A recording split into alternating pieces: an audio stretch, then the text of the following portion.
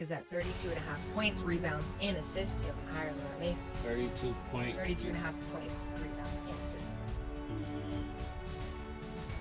Cool. High. I'm gonna go high as well. Okay, make sure y'all download the Underdog app and you can make your picks too. So, Josh Giddy is the first Bulls player with consecutive triple-doubles since Michael Jordan. His effort helped the Bulls erase a 24-point deficit against the Sixers to win 113 to 111. So, some people think that this warrants him to start being in those MVP discussions. So, Mike, do you agree, or you think people need to slow down? There This is so amazing. This is amazing. Now, Josh Giddy, we put him in the same breath as Michael Jordan, and we're talking about him possibly getting an MVP conversation, and he gets top billing, but DAK'S a bum.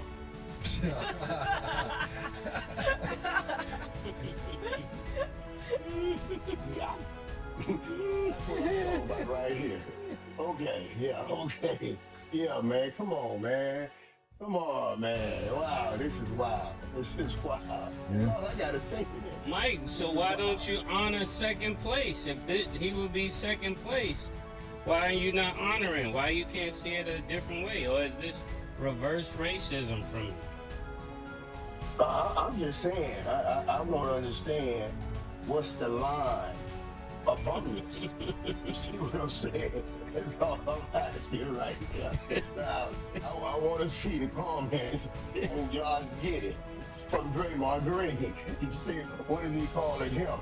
You know what I mean? It just, come on, man. Let's go.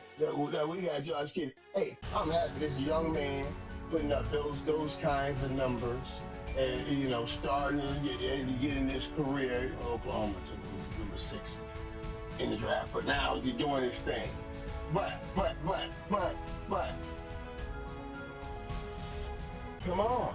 It's one of that's been doing it for 10 years. For 10 years. That's all I'm saying. I want to hear what Draymond has to say about this. Oh, he gonna say it just like you said. This man belongs to man like doing what Jordan did. You know. Chill out, Mike. That's what I said. I'm just saying.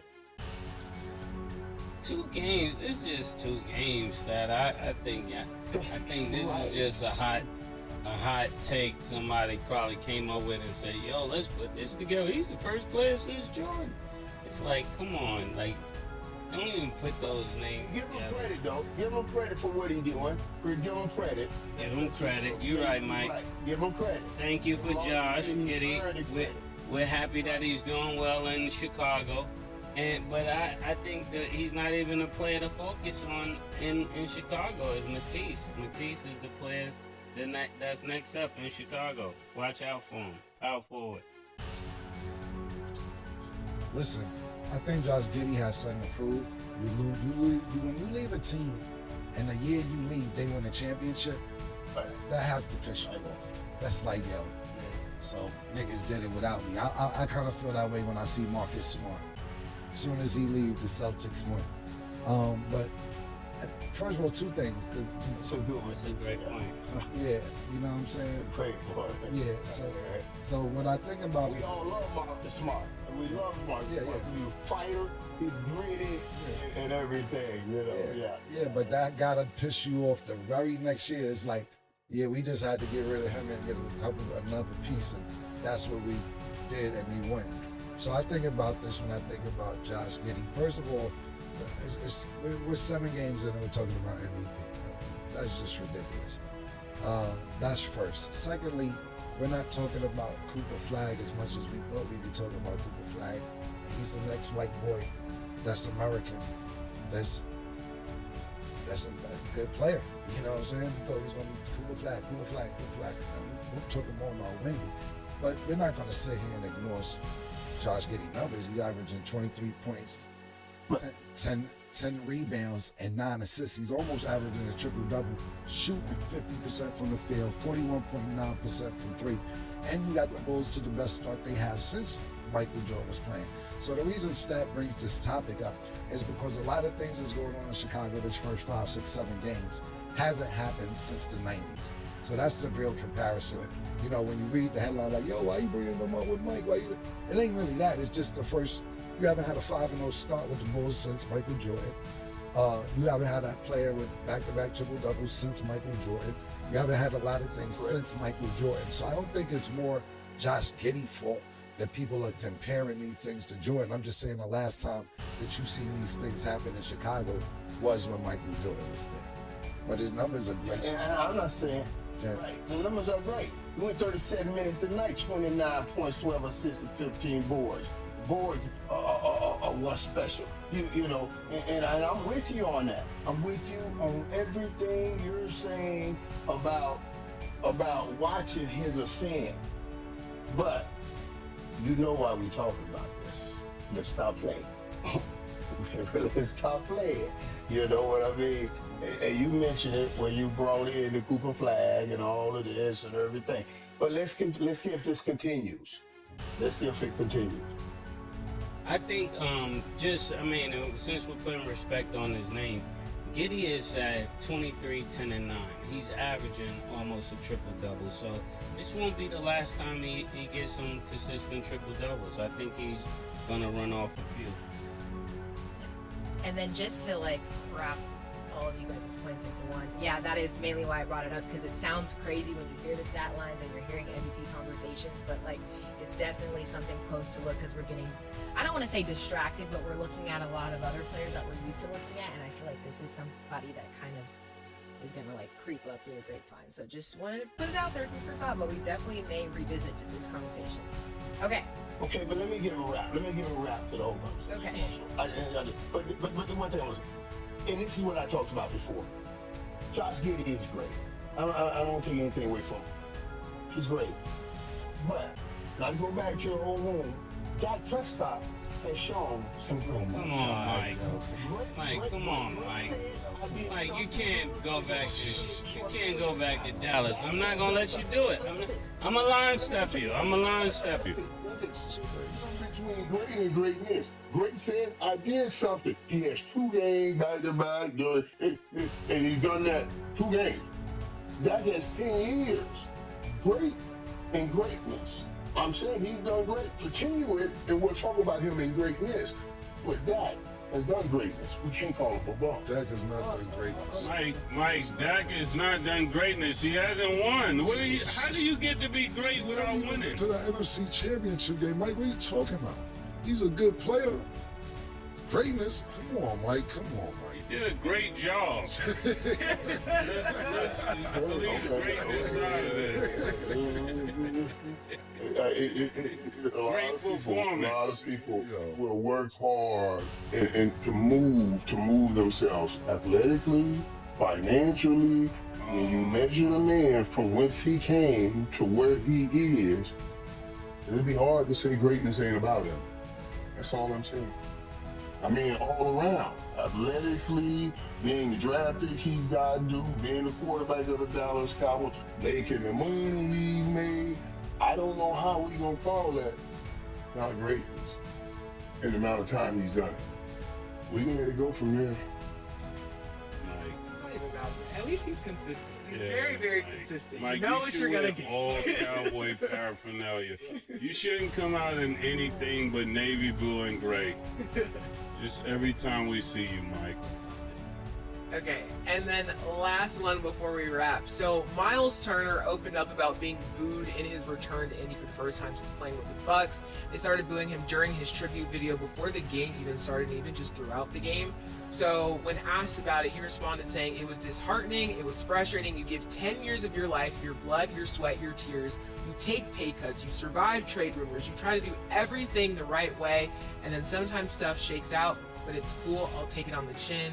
Then after he expressed his frustrations, a lot of his teammates, such as Giannis, came to his defense, basically sharing why they saw his frustration. But Mike, do you feel like his frustration is valid, or do you feel like it's more valid for the fans because of his decision to leave? Because there's been a lot of back and forth just with Myles Turner and the Pacers organization as a whole, because some people feel like he said comments about the Pacers that weren't so nice after his exit, and just a lot of things there. So what's your opinion on that? Right.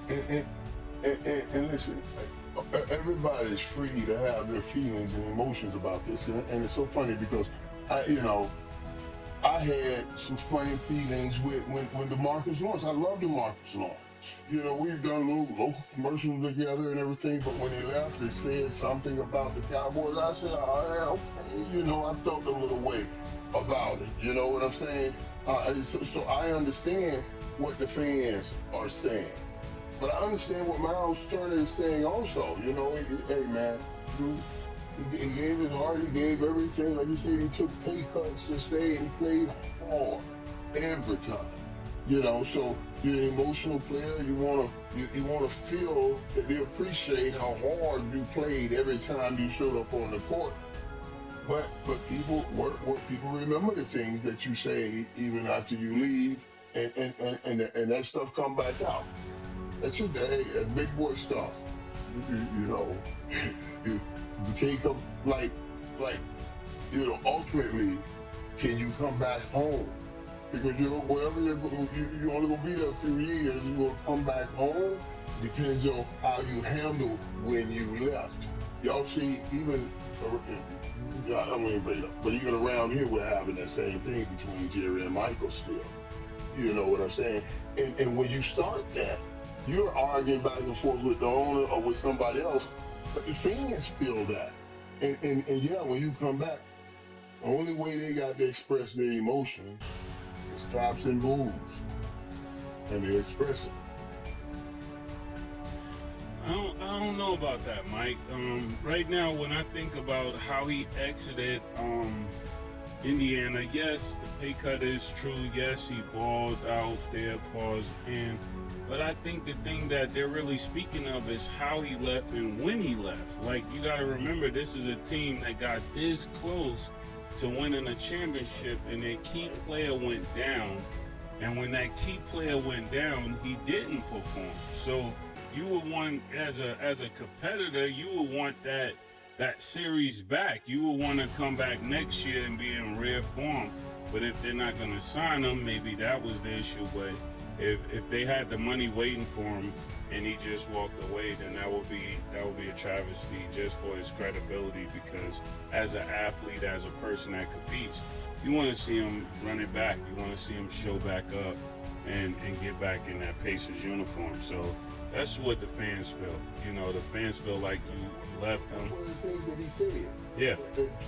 What was he saying? What did he say that they're taking as a direct hit towards them, the fans? Yeah, so something's got misconstrued, but there is a headline basically saying that Halliburton is a fake tough guy, which if you watch the full clip, he didn't just say like, oh, Halliburton's fake, like it was a full clip, but that's the headline that they kind of ran with. And then he's just been doing a lot of off-season podcasts that definitely have been taken the wrong way, so people feel as if he's dissing the organization. I agree with what Mase said. It's about, you left right when you look. That series went 7 games, and Halliburton went out on the game 7. So you sitting there saying, yo, you're this close away from winning the NBA Finals. Even though he was the longest tenured with the Pacers at this particular time, and he was saying, damn, that's what the fans are feeling. My personal opinion, that's what the fans feel. Man, you gonna leave after we just won 7 games, and Halliburton wasn't playing in the last game? What are you talking about? And you gonna leave? That's why I think the fans is mad. Now, to Myles Turner point of view, he like, maybe I would have came back and ran it back if Halliburton was going to be available this season. But because Halliburton got hurt late in June, he's going to miss a chunk of the season if he even comes back this season. The minimum would be March when it's playoffs again, if he comes back then.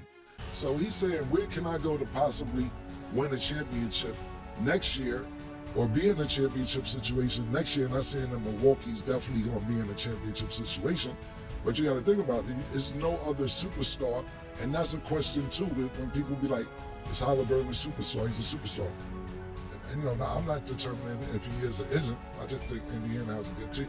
Brought me had a good team last year, but Indiana's not going to make no noise this year, even if Myles Turner stayed, because you need Halliburton for it to happen, and he's not going to be there. So I think Turner looked at it like, let me see how I work out playing with the Greek Freak. But I think that's why the fans are mad, because what Mase said. I agree with that 100%. When he left, how he left in the 7-game series for the World Championship.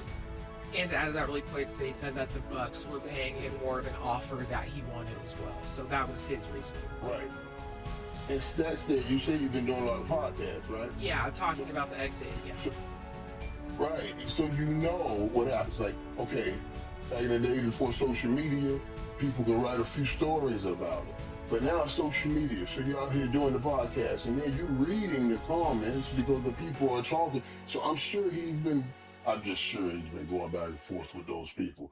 They couldn't wait to boo him properly. Yeah, just, yeah. A lot of back and forth, but good luck to him. Well, y'all, that is all the time that we have for today. Mike, it's always a pleasure to have you on the show. Yeah, it's always good being on the show. I appreciate you guys, and I don't mind educating you guys on that black on black crime that y'all was describing earlier. Mike, you don't mind educating us. Mike, black on black crime try to hide. Shit is crazy as a nigga Draymond say something about Dak, but then Mike is black and he say something about Lamar. You just as bad as black on black crime. Yeah. Word up. I didn't say they're bad about it. I didn't call Lamar no bum. I didn't call him no bum. You look more like Lamar. Lamar look more like you than Dak look like Draymond. And on that note, y'all, thank y'all for watching. And as always, it is what it is.